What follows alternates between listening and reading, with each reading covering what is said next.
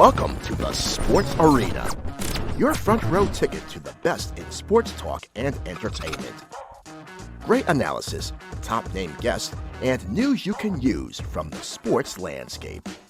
So take your seats, sit back, and relax, as you are now in the Sports Arena. You know what you're capable of. Fix it. And here's your host, Eric Wilson. Wins. I'm like, all right, let's go. We get losses. I'm like, I need a minute. Let me collect myself. What's going on, everybody? Your man, Eric Wilson here, and I continually have the honor and privilege of introducing young, undiscovered talent to the world. A big thank you to the Creating Young Minds League, Dr. Shira Ackerman, and Coach Mathis Crowder.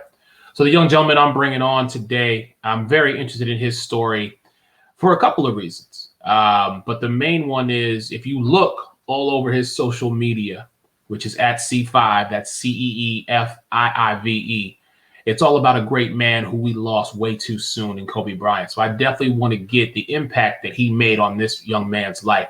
With that, let me go ahead and get him in here. Mr. Chase Winchester, good afternoon, sir, or good morning. How are you? Good. How about you? Doing very well. Thank you for joining me here on the Sports Arena. I really appreciate it. I know you're taking time away from your daily schedule as far as your routine and keeping yourself ready, staying ready so you don't have to get ready, as they say. Yes, sir.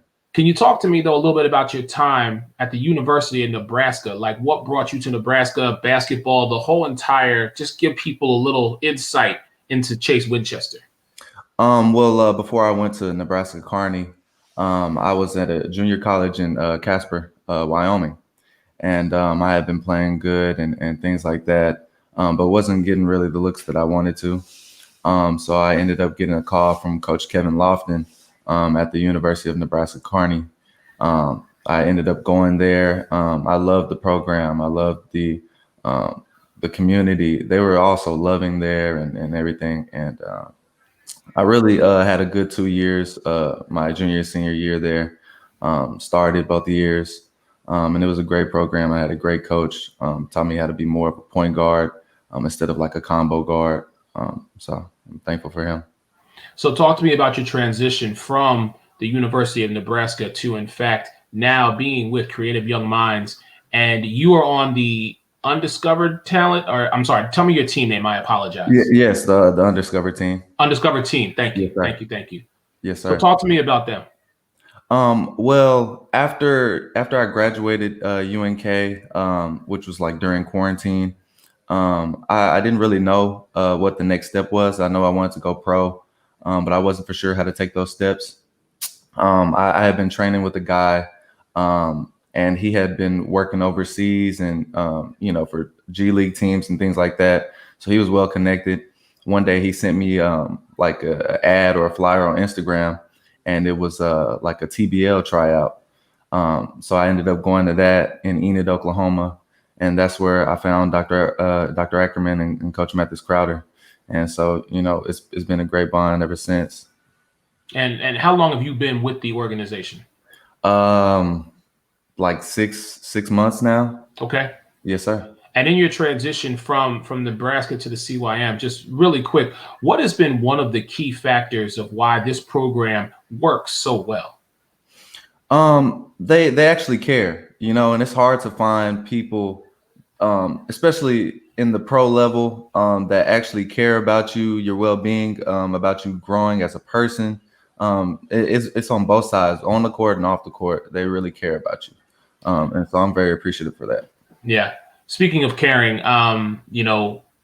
unfortunately, it will be almost 1 year since we lost an icon in the game of basketball and just in the world in general, globally, in Kobe Bryant.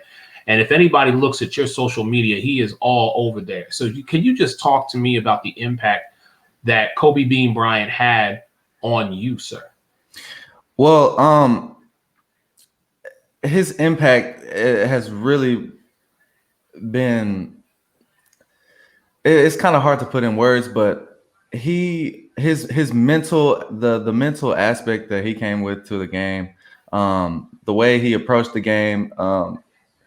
In my senior year, I had some injuries that I was going through. and trying to play through them. And I was watching Kobe Bryant interviews and things like that. And just the way he approached injuries, the way he approached fighting through injuries and playing through injuries and things like that. It really helped me, and it really impacted my game as well. And it made me want to, strive and get better and go to another level. As a basketball player, you're not always going to be 100% on the court and things like that. And off the court, how he loved his kids and how he loved his family and how he, was willing to be that mentor to guys coming up in the league as well. And so he's just a really great guy.